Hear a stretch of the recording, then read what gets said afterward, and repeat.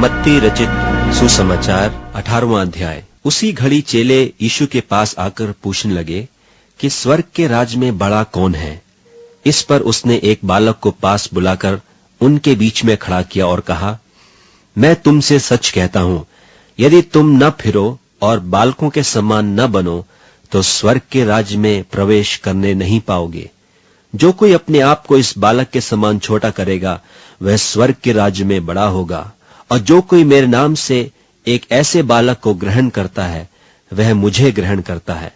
पर जो कोई इन छोटों में से जो मुझ पर विश्वास करते हैं एक को भी ठोकर खिलाए, उसके लिए भला होता कि बड़ी चक्की का पाट उसके गले में लटकाया जाता और वह गहरे समुद्र में डुबाया जाता। ठोकरों के कारण संसार पर हाय। ठोकरों का लगना अवश्य है, पर हाय उस मनुष्य पर जिसके द्वारा ठोकर लगती है। यदि तेरा हाथ या तेरा पांव तुझे ठोकर खिलाए तो काट कर फेंक दे।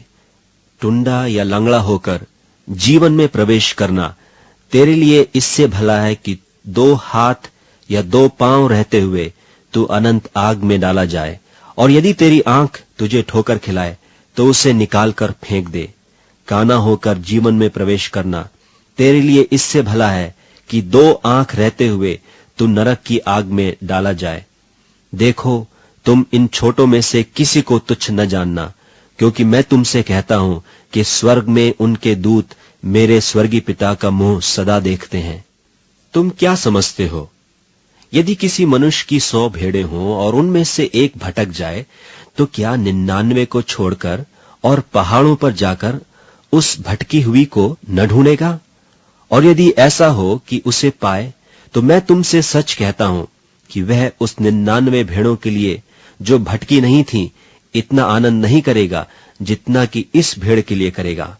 ऐसा ही तुम्हारे पिता की जो स्वर्ग में है यह इच्छा नहीं कि इन छोटों में से एक भी नाश हो। यदि तेरा भाई तेरा अपराध करे तो जा और अकेले में बातचीत करके उसे समझा।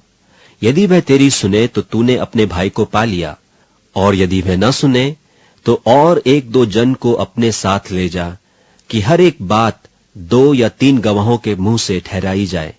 यदि वह उनकी भी न माने तो कलीसिया से कह दे, परंतु यदि वह कलीसिया की भी न माने तो तू उसे अन्य जाति और महसूल लेने वाले के ऐसा जान। मैं तुमसे सच कहता हूं, जो कुछ तुम पृथ्वी पर बांधोगे वह स्वर्ग में बंधेगा, और जो कुछ तुम पृथ्वी पर खोलोगे वह स्वर्ग में खुलेगा।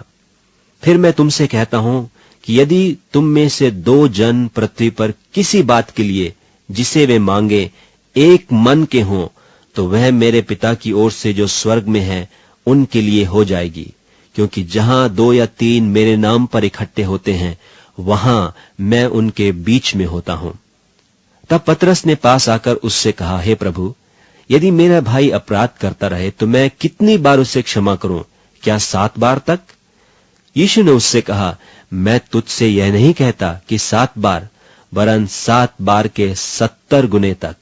इसलिए स्वर्ग का राज्य उस राजा के समान है जिसने अपने दासों से लेखा लेना चाहा। जब वह लेखा लेने लगा तो एक जन उसके सामने लाया गया जो 10,000 तोड़े धरता था। जबकि चुकाने को उसके पास कुछ न था तो उसके स्वामी ने कहा कि यह और इसकी पत्नी और लड़के बाले और जो कुछ इसका है सब बेचा जाए और वह कर्ज चुका दिया जाए। इस पर उस दास ने गिरकर उसे प्रणाम किया और कहा, हे स्वामी, धीरज धर, मैं सब कुछ भर दूंगा। तब उस दास के स्वामी ने तरस खाकर उसे छोड़ दिया और उसका धार क्षमा किया। परंतु जब वह दास बाहर निकला तो उसके संगी दासों में से एक उसको मिला जो उसके 100 दिनार धारता था। उसने उसे पकड़कर उसका गला घोंटा और कहा, जो कुछ तू धारता है भर दे। इस पर उसका संगी दास गिरकर उससे विनती करने लगा कि धीरज धर, मैं सब भर दूंगा। उसने न माना, परंतु जाकर उससे बंदी गृह में डाल दिया कि जब तक कर्ज को भर न दे तब तक वहीं रहे। उसके संगी दास यह जो हुआ था देखकर बहुत उदास हुए और जाकर अपने स्वामी को पूरा हाल बता दिया। तब उसके स्वामी ने उसको बुलाकर उससे कहा, हे दुष्ट दास, तूने जो मुझसे विनती की तो मैंने तो तेरा वह पूरा कर क्षमा किया। सो जैसा मैंने तुझ पर दया की, वैसे ही क्या तुझे भी अपने संगी दास पर दया करना नहीं चाहिए था?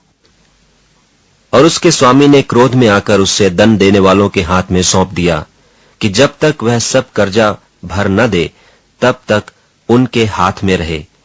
इसी प्रकार यदि तुम में से हर एक अपने भाई को मन से क्षमा न करेगा, तो मेरा पिता जो स्वर्ग में है तुमसे भी वैसा ही करेगा।